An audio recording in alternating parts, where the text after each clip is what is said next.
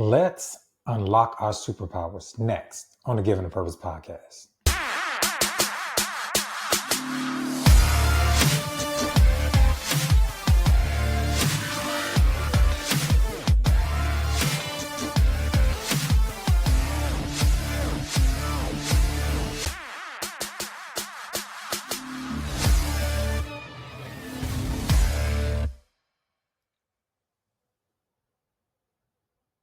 Welcome to the Given a Purpose podcast, where we bridge the highs, the lows, the lessons learned through life's journey, and filling in the gap. You already know what it is. It's a new week, fresh episode. I'm your host, as always, Mr. L.A.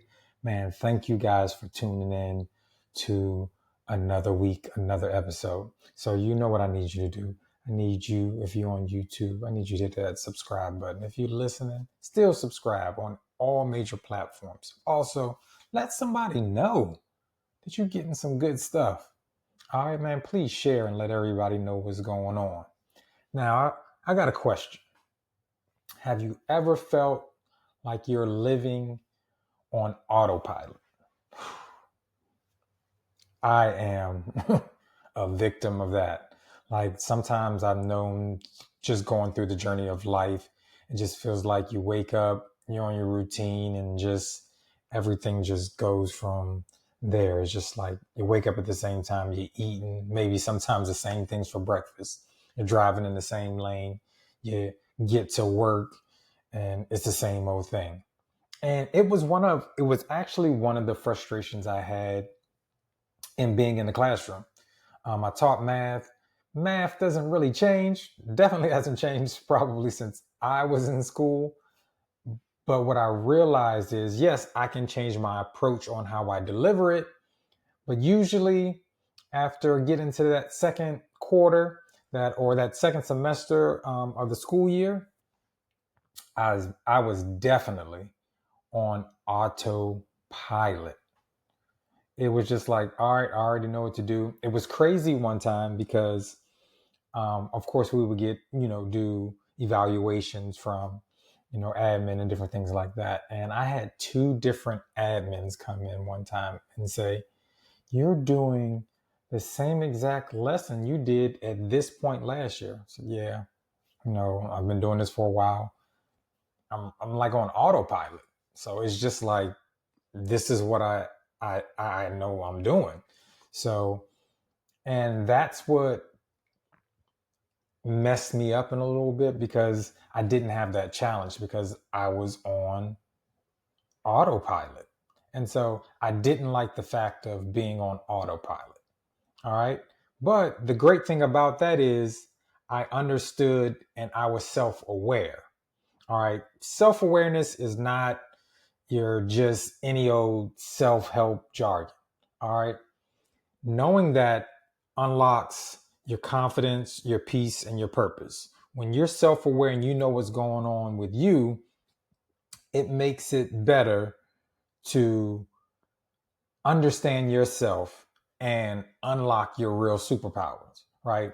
Self-awareness is the ability to recognize your thoughts, your emotions, your behaviors, and your patterns, like I talked about before.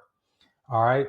It's the mirror that shows you not just how the world sees you, but how you see yourself. Does that make sense? The foundation of all of this is self-confidence. If you can't believe in yourself, nobody else will. You want to believe in yourself more than anybody else will believe in yourself. And I'm going to tell you guys that I've told you before, that was one of my biggest struggles as I grew up, or once when I was little. Like, I was good in sports, I would do certain things, but I always wasn't 100% confident. I really didn't pour into myself a lot, and I wanted the approval of others, if that makes sense. Like, I wanted the approval of others more than wanting the approval from myself first. So I was always looking for that, somebody to affirm something that I was good at. I wanted that support. So the lack of having self-awareness, guess what happens? You repeat these cycles. All right. You have blind spots and you self-sabotage. And that's how we get into being on autopilot. All right. So sometimes with the lack of self-awareness, listen, we do crazy things. We chase bad relationships, we chase bad careers, or we do goals that do not align with our true self.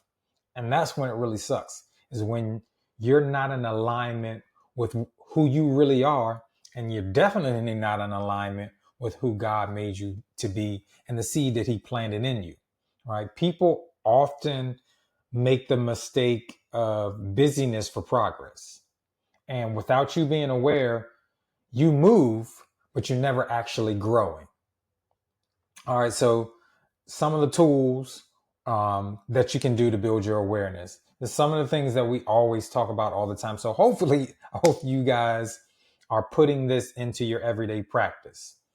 You got to start journaling. Track your thoughts. You're identifying patterns. Make sure your unconscious is visible. All right. Be mindful. Be mindful. Observe without judgment. Um, Aid your response and not already ready to react. All right. It's always good to respond and not react to everything. Because usually when you react to everything, is usually out of emotion. It's a knee jerk type of thing. And then you just want to do the first thing that comes on your mind. Instead of assessing the situation, making sure it aligns with your true self, and then moving forward. All right. And then sometimes you got to ask for feedback. I know when I was doing my certification for being a speaker, our instructor had us do something. We had our 5 greatest weaknesses and 5 greatest strengths, but we had to call people that we trusted at that time to give you those 5 things. And you got to always be good with healthy feedback. Others sometimes can show you your blind spots you can't see yourself. I've realized through life, the closer we are to a thing, sometimes we don't see. Sometimes we may not see things that are close up to our face. Sometimes we may be in relationships, and because you're closer to, you don't see everything. Sometimes you got to take a step back and look at things from afar. Or in that relationship, you may not see the harm or the things that you're causing because you're so close to it, and you may be blinded by other things. So always accept feedback. It's good to have a good circle around you, so you can definitely adjust and pivot the way you need to be. All right.